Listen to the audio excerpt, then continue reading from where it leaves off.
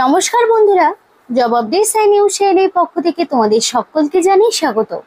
তো আজকে পশ্চিমবঙ্গ সরকারের পক্ষ থেকে বের হওয়া সম্পূর্ণ একটি নতুন নোটিফিকেশন নিয়ে তোমাদের সাথে কথা বলবো, যেখানে তোমরা দেখতে পাবে যে বিডিও অফিসের পক্ষ থেকে সম্পূর্ণ স্থায়ী পোস্টে মানে পার্মানেন্ট পোস্টে তোমাদেরকে নিযুক্ত করা হচ্ছে।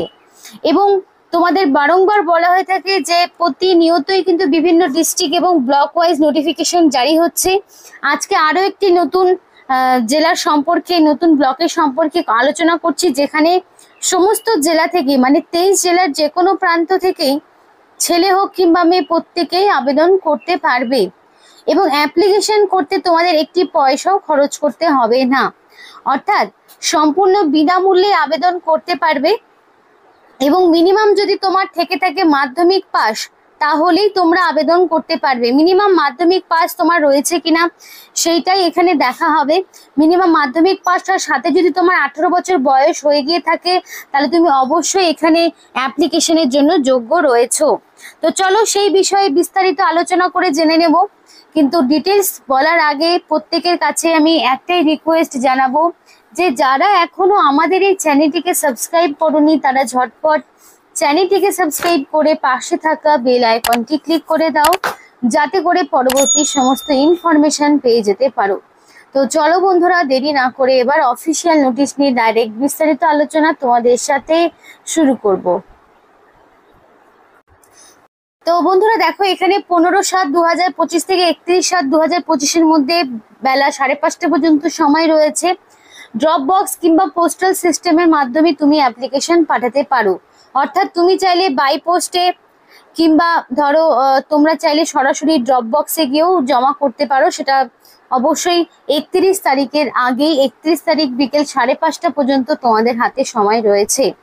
যদি কোনো কারণে পোস্টাল সিস্টেমের ডিলে হয়, তার জন্য কিন্তু কর্তৃপক্ষ দায়ী থাকবে না। 5:30 পর্যন্ত যেই সমস্ত অ্যাপ্লিকেশন গিয়ে পৌঁছাবে সেগুলোই জমা নেওয়া হবে।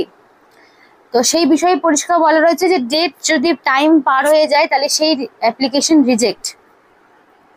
এবং অ্যাপ্লিকেশন ফর্মে যা যা রয়েছে সেগুলো তোমার থাকতে হবে এবং প্রেসক্রাইব ফরম্যাটে অ্যাপ্লিকেশন ফর্ম ফিল আপ করতে হবে। অ্যাপ্লিকেশন ফর্ম কোনোভাবে ইনকমপ্লিট বা ডিফেক্টিভ থাকলে পারে সেই অ্যাপ্লিকেশন অলরেডি ক্যান্সেলের লিস্টে থাকবে। এবং সিলেকশন কমিটির সমস্ত রকম রাইটস রয়েছে যে কোনো পদক্ষেপ নেওয়ার। কোনো রকম ফলস ইনফরমেশন দিয়ে অ্যাপ্লিকেশন একেবারেই করবে না। দেখো, অ্যাপ্লিকেশন ফর্মটি তোমাদের দেখাচ্ছি কিভাবে ফর্মটি পূরণ করবে। এদের অফিসিয়াল ওয়েবসাইটে ফর্মটি পেয়ে যাবে। ফার্স্ট অফ অল তোমাকে কিন্তু মেনশন করতে হবে যে কোন পোস্টের জন্য তুমি অ্যাপ্লিকেশন করছো, কারণ এখানে 2 থেকে 3 ধরনের পোস্ট রয়েছে। এক একটি পোস্টের জন্য এক এক রকম কোয়ালিফিকেশন। তো কোন পোস্টের জন্য তুমি অ্যাপ্লিকেশন করছো সেটাকে ফার্স্ট অফ অল মেনশন করে দিতে হবে। তারপরে তোমার অ্যাপ্লিকেন্টের নাম ইন ব্লক লেটার, তো ক্যাপিটাল লেটারে তোমার নাম থাকবে। অবশ্যই মাধ্যমিকের যে অ্যাডমিট রয়েছে সেইখানে তোমার যে নামের স্পেলিং রয়েছে সেই নামটাই বসাতে হবে। ফাদার্স নেম, মাদার্স নেম বা হাজব্যান্ডের নাম তুমি গার্জেন হিসেবে যে কাউকে রাখতে পারো, যেহেতু ছেলে মেয়ে কিংবা ম্যারিড আনম্যারিড প্রত্যেকেই আবেদন করতে পারবে। তো সেই অনুযায়ী বর্তমানে যিনি তোমার গার্জেন রয়েছেন তার নাম তোমাকে দিতে হবে। ডেট অফ বার্থ অবশ্যই অ্যাকর্ডিং টু মাধ্যমিক বা তার সমতুল্য পরীক্ষার অ্যাডমিটে এক্স্যাক্টলি তোমার যা ডেট অফ বার্থ রয়েছে সেটা তোমাকে বসাতে হবে। জেন্ডার ছেলে হোক মানে মেল ফিমেল প্রত্যেকেই আবেদন করতে পারবে এবং ন্যাশনালিটি অবশ্যই ইন্ডিয়ান হতে হবে। ইন্ডিয়ান সিটিজেনশিপ ছাড়া তোমরা কিন্তু অ্যাপ্লিকেশন করতে পারবে না। এবং caste UR, SC ST OBC EWS এগুলোর মধ্যে যে কোনো, যদি ইউআর হয়ে থাকো কোনো রকম সেলফ অ্যাটাস্টেড কপি দিতে হবে না, কিন্তু ইউআর ছাড়া যদি SC ST OBC EWS এর মধ্যে পড়ো তাহলে তোমাকে ভ্যালিড সার্টিফিকেট প্রোভাইড করতে হবে। রিলিজিয়ান যে কোনো হতে পারো। আধার কার্ড বা এপিক কার্ডের মধ্যে যে কোনো একটি মানে ভোটার আইডি কিংবা আধার কার্ডের মধ্যে যে কোনো একটি নাম্বার তোমাকে বসাতে হবে। দুটোই দিতে হবে এমনটা কিন্তু কোনো মানে নেই, যে কোনো একটি নাম্বার তোমাকে বসাতে হবে। এরপরে রয়েছে দেখো প্রেজেন্ট অ্যাড্রেস। তো অ্যাড্রেসটি সম্পূর্ণ সঠিকভাবে বসাবে। যদি আধার কার্ড এখানে দাও নাম্বার, আধার কার্ডের নাম্বার, তাহলে আধার কার্ড দেখে দেখে যা যা তোমার অ্যাড্রেসে রয়েছে সেইগুলোই বসাবে। যদি এপিক কার্ড দিয়ে থাকো তাহলে সেই অনুযায়ী যা অ্যাড্রেস রয়েছে সেগুলোই বসাবে। প্রেজেন্ট অ্যাড্রেসের ক্ষেত্রে তোমার ভিলেজের নাম, পোস্ট অফিসের নাম, পুলিশ স্টেশন, ডিস্ট্রিক্ট, পিনকোড দেওয়া থাকলো। তেমনই যদি পার্মানেন্ট অ্যাড্রেস সেম হয়ে থাকে তাহলে সেম ইনফরমেশনই দেবে, যদি ডিফারেন্ট হয় তাহলে আলাদাভাবে আবার village, post office, police station, district, pin code থাকবে। এবার দেখো মেল আইডি, তো অ্যাপ্লিকেশন করতে অবশ্যই ভ্যালিড মেল আইডি দেবে এবং ফোন নাম্বার দেবে, যাতে করে সিলেকশন প্রসেসের অল ইনফরমেশন তুমি পেয়ে যেতে পারো। তার জন্য অবশ্যই ভ্যালিড ফোন নাম্বার এবং মেল আইডি প্রোভাইড করবে। এবং একাডেমিক কোয়ালিফিকেশন এবার এক এক করে আসবে। শুরুতেই থাকবে তোমার মাধ্যমিক পাশের ইনফরমেশন, মাধ্যমিক কোন স্কুল, কত সালে পাস করেছো, পার্সেন্টেজ, সাবজেক্ট কি কি ছিল, রিমার্ক কি, সেগুলো দেবে। তারপরে তুমি চাইলে উচ্চ মাধ্যমিকের ইনফরমেশন দিতে পারো, এক এক করে যা যা বললাম সেগুলো। দেন কেউ যদি গ্র্যাজুয়েশনের কোনো পোস্টে অ্যাপ্লিকেশন করে সেই অনুযায়ী সে এখানে গ্র্যাজুয়েশন দেবে। এবার আমি তোমাদের বলতে চাই এখানে কিন্তু সায়েন্স, আর্টস, কমার্স সেরকম কোনো ব্যাপার নেই। 3 রকম স্ট্রিম থেকে এখানে প্রার্থীরা অ্যাপ্লিকেশন করতে পারবে, তার জন্য কোনো রকম সমস্যা হবে না। Experience is not mandatory, but তোমাদের যদি এক্সপিরিয়েন্স থাকে তাহলে কোন পোস্টে, ডিউরেশন, অর্গানাইজেশনের নেম সবটা বসাতে হবে। অপশনাল যদি না থাকে ফাঁকা রেখে দেবে। কোয়ালিফিকেশন থাকা মানে অন কম্পিউটার নলেজ, মানে কম্পিউটারের নলেজ থাকাটা ম্যান্ডেটরি নয়, সব পোস্টের ক্ষেত্রে ম্যান্ডেটরি নয়। কিছু পোস্টে তো অবশ্যই লাগছে আর কিছু পোস্টে লাগছে না। তো যদি থাকে তাহলে সেই বারবার বলছি এখানে কিন্তু কম্পিউটারটা ম্যান্ডেটরি নয়, বাকিগুলোর ক্ষেত্রে যেমন থাকে এই ক্ষেত্রে কিন্তু ম্যান্ডেটরি নয়। না থাকলেও তুমি এখানে অ্যাপ্লিকেশন করতে পারবে।